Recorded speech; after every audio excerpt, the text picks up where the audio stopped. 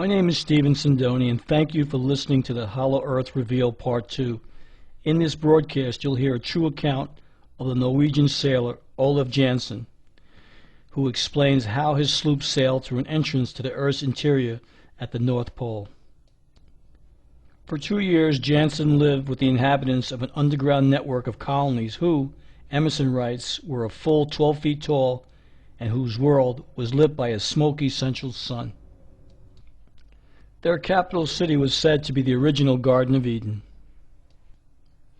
While Emerson does not use the name Agartha, later works such as Agartha, Secrets of the Subterranean Cities, have identified the civilization Jansen encountered with Agartha. Olaf Jansen and his father were Norwegian fishermen in the 1800s who, according to their religious mythologies of Odin and Thor, believed in a land beyond the north wind that is populated by a race of giants and is evergreen and lush. On one of their journeyings to Franz Josef Land to gather some ivory, they decided, under the favorable weather conditions, to journey to this unseen land of their forefathers and view it once and for all with their own eyes. The Smoky God catalogues their journey to this hidden land and their dealings with the giant race that inhabits it. It describes the language, culture, and lifestyles of these beings that exist in the marvelous land of perpetual sunlight. Read the Smoky God yourself and discover what remains to this day a great unseen mystery. I will now read excerpts of the Smoky God written by Willis George Emerson. It is as notable as any early story about an underground civilization you'll ever hear. My name is Olaf Jansen. I am a Norwegian, although I was born in the little seafaring Russian town of Uleborg on the eastern coast of the Gulf of Bothnia, the northern arm of the Baltic Sea. My parents were on a fishing cruise in the Gulf of Bothnia and put into this Russian town of Uleborg at the time of my birth, being the 27th day of October of 1811. My father, Jens Jansen, was born in Rodvik on the Scandinavian coast near the Lofoten Islands, but after marrying made his home at Stockholm because my mother's people resided in that city. When 7 years old, I began going with my father on his fishing trips along the Scandinavian coast. Early in life, I displayed an aptitude for books, and at the age of 9 years old was placed in a private school in Stockholm, remaining there until I was 14. After this, I made regular trips with my father on all fishing voyages. My father was a man nearly 6'3" in height and weighed over 15 stone, a typical Norseman of the most rugged sort and capable of more endurance than any other man I have ever known. He possessed the gentleness of a woman in tender little ways, yet his determination and willpower were beyond description. His will admitted of no defeat. I was in my 19th year when we started on what proved to be our last trip as fishermen, and which resulted in a strange story that shall be given to the world, but not until I have finished my earthly pilgrimage. I dare not allow the facts as I know them to be published while I am living for fear of further humiliation, confinement, and suffering. First of all, I was put in irons by the captain of the whaling vessel that rescued me, for no other reason than that I told the truth about the marvelous discoveries made by my father and myself. But this was far from being the end of my tortures. After 4 years and 8 months' absence, I reached Stockholm only to find my mother had died the previous year and the property left by my parents in the possession of my mother's people, but it was at once made over to me. All might have been well had I erased from my memory the story of our adventure and of my father's terrible death.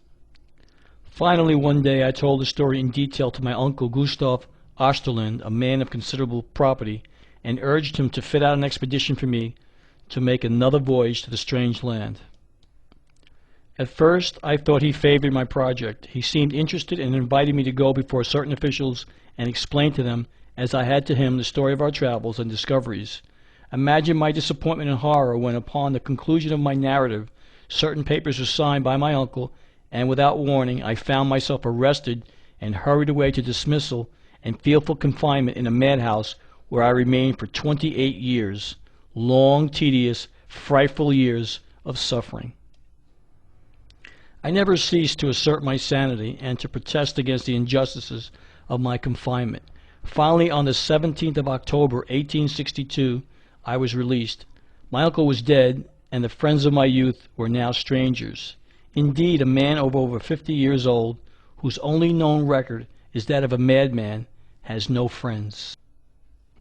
I was at a loss to know what to do for a living, but instinctively turned towards the harbor where fishing boats in great numbers were anchored, and within a week I had shipped with a fisherman by the name of Jan Hansen, who was starting on a long fishing cruise to the Lofoten Islands.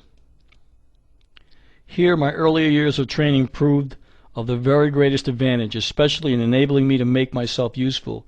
That was but the beginning of other trips, and by frugal economy I was, in a few years, able to own a fishing brig of my own.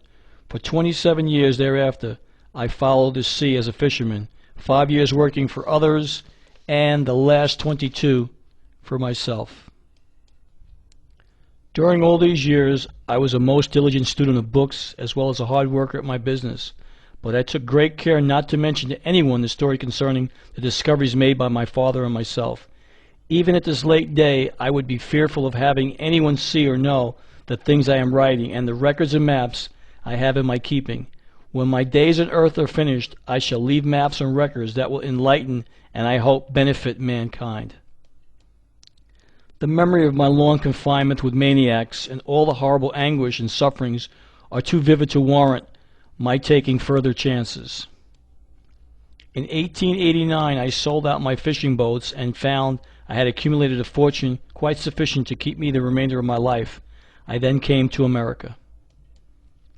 For a dozen years my home was in Illinois near Batavia, where I gathered most of the books in my present library, though I brought many choice volumes from Stockholm. Later I came to Los Angeles, arriving here March 4th, 1901, the date I will remember as it was President McKinley's second inauguration day. I bought this humble home and determined, here in the privacy of my own abode, sheltered by my own vine and fig tree, and with my books about me, to make maps and drawings of the new lands we had discovered, and also to write the story in detail from the time my father and I left Stockholm until the tragic event that parted us in the Antarctic Ocean. I will remember that we left Stockholm in our fishing sloop on the 3rd day of April 1829 and sailed to the southward, leaving Gothland Island to the left and Åland Island to the right.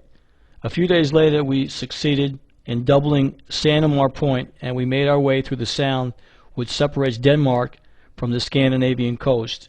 In due time we put in at the town of Kristiansand, where we rested 2 days, and then started around the Scandinavian coast to the westward, bound for the Lofoten Islands.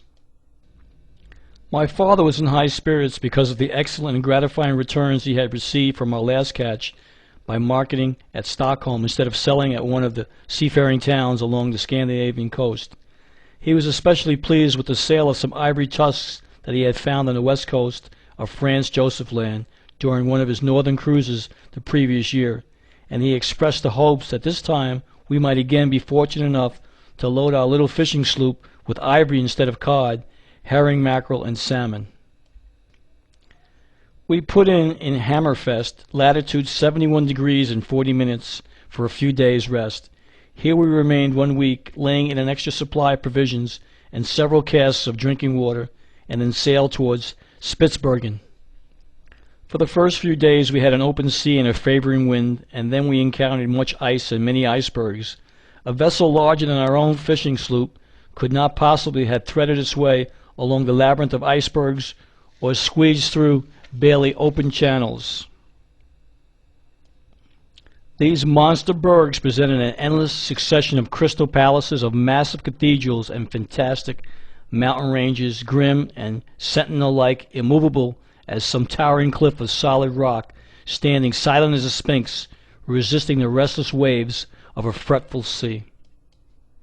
After many narrow escapes, we arrived at Spitzenberg on the 23rd of June and anchored at Wijay Bay for a short time, where we were quite successful in our catches.